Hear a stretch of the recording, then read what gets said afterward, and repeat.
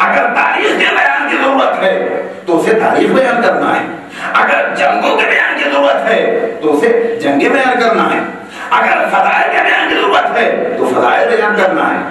اسی صورت سے پوری تقریب یعنی مجمع کو اور مخاطب کو دیکھنا چاہیے کہ اسے ضرورت کس چیز کی ہے، نہ یہ کہ وہ یہ دیکھے کہ اسے پسند کیا ہوتا ہے۔ ایک سلام پڑھنے کا محمد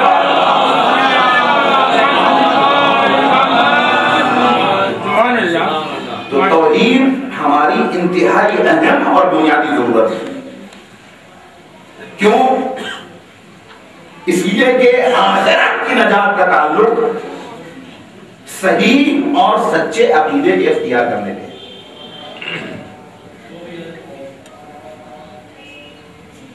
دنیا میں چاہے آپ کو فائدہ مل جائے،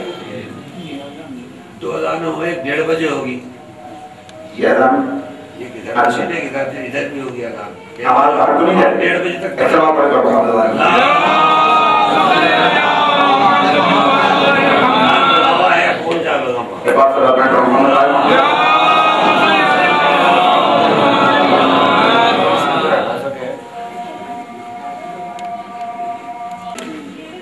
صحیح عقیدے کے اختیار کرنے پہ۔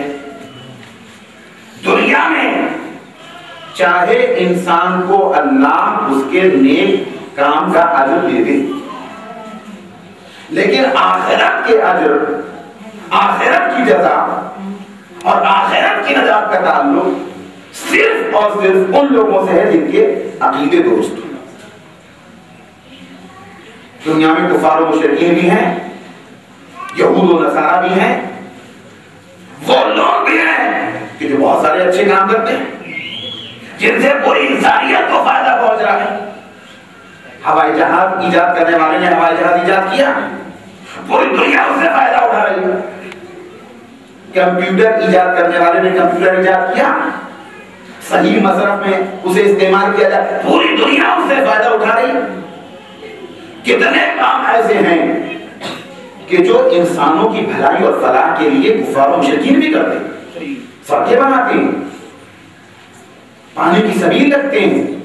کنویں کھدواتے ہیں، پل بنواتے ہیں، اسکول تعمیر کراتے ہیں، لائبریریاں قائم کرتے ہیں، مفلسوں کی مدد کرتے ہیں، بیواؤں اور یتیموں کی سرپرستی کرتے ہیں۔ تو کفار و مشرکین بھی بہت سے نیک کام کرتے ہیں۔ ایسا تو نہیں ہے کہ اللہ ان کے نیک کام کا کوئی صلہ اور کوئی اجر نہ دے، وہ ہے عادل، ہر ایک کو اس کے نیک عمل کا اجر دیتا ہے اور دے گا۔ لیکن چونکہ آخرت کے اجر کی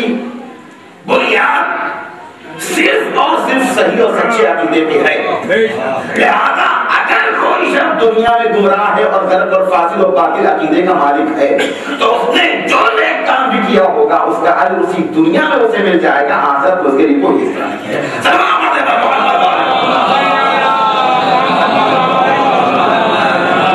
اور شاید اسی اعتبار سے آپ دیکھیں ایک وجہ یہ بھی ہے کہ مومنین کے مقابلے میں کفار و مشرکین زیادہ آرام و آسائش سے زندگی بسر کرتے ہیں، اور یہ بھی کہا گیا ہے کہ یہ دنیا مومن کے لیے ہے قید خانہ، الدنیا سجن المومن، لیکن الدنیا جنت الکافر، یہی دنیا جو مومن کے لیے قید خانہ ہے وہ کفار و مشرکین کے لیے جنت ہے۔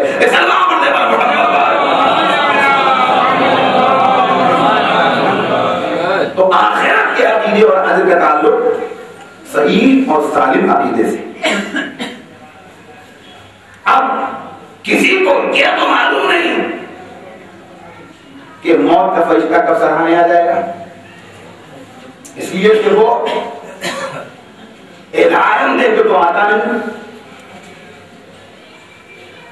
مثلا جیب میں موبائل رکھا ہوا ہے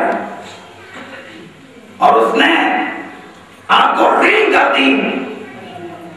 کہ سرکار تیار ہو جائیے، میں آپ کو لینے کے لیے آ رہا ہوں، ایسا ہوتا ہے؟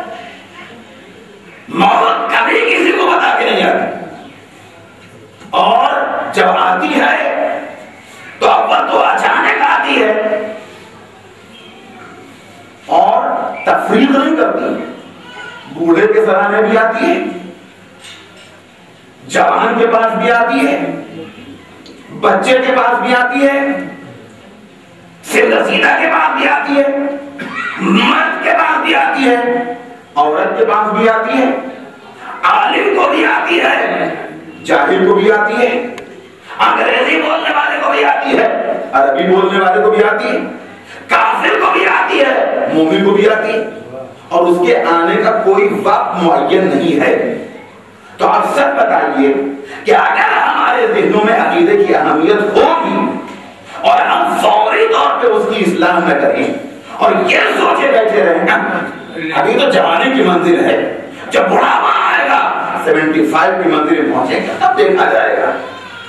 ٹھیک ہے آپ 75 کی منزل پہنچیے گا تب ان امور پہ دھیان دیجیے گا، لیکن پہلے یہ ضمانت تو دے دیجیے کہ آپ وہاں تک پہنچیے گا۔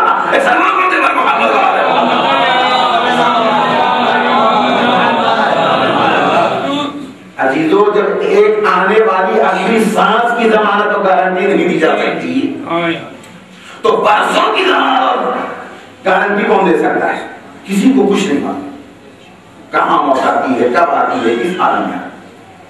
تو یہ کوئی عقل مندی نہیں کہ اہمیت سمجھنے کے باوجود انسان ٹال مٹول سے کام۔ اگر اہمیت ہے آخرت، اگر یقین ہے، اگر آپ نے مادیت پرستوں والا نظریہ اختیار کر لیا ہے کہ دنیا ہے انجوائے کے اور جو کچھ ہے بس اسی دنیا میں، جتنی اچھی طرح سے کھا سکتے ہو، پی سکتے ہو، پہن سکتے ہو، اوڑھ سکتے ہو، یہ سب کر لو، لذتیں حاصل کر لو، دنیا میں مزے اٹھا لو، اس کے بعد نہ کوئی آخرت ہے، نہ کوئی عاقبت ہے، نہ سزا ہے، نہ جزا ہے، نہ جہنم ہے، نہ جنت ہے، کچھ نہیں۔ انسان مر گیا، ختم ہو گیا، فنا ہو گیا، مر گیا۔ اگر اس طرح کا کوئی عقیدہ ہے تو پھر آپ اپنے ہر عمل میں آزاد ہیں، مجلس میں آنے کی ضرورت نہیں ہے، ٹھیک ہے اگر کسی کو منہ دکھانے کے لیے آ گیا تو کوئی بات نہیں،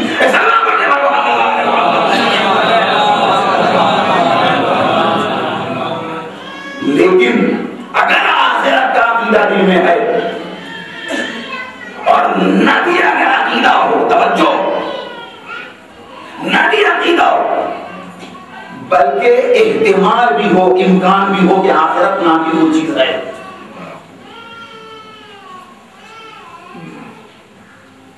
بس ہزاروں سے، صدیوں سے، ہزاروں سال سے انبیاء،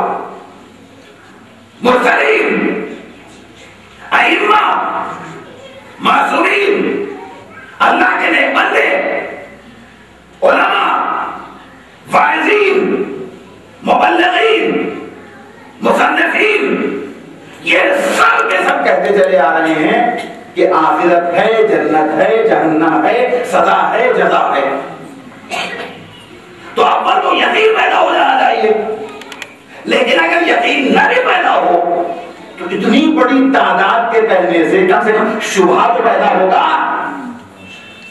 احتمال تو پیدا ہوگا، امکان تو آپ کے ذہن میں پیدا ہوگا۔ تو اسی امکان کا تقاضا یہ ہے کہ اگر وہاں نقصان کی کوئی بات کہی گئی ہے تو اس نقصان سے اپنے آپ کو بچائیے، اور اسی نفسیاتی پہلو کے تحت ہمارے آپ کے چھٹے امام صادق علیہ حضرت امام جعفر صادق علیہ السلام نے ایک دہریے کو دین سمجھایا، وہ آیا اور امام کی خدمت میں انکار آخرت کرنے لگا، انکار دین کرنے لگا، کہ مولا ان تمام چیزوں کوئی فائدہ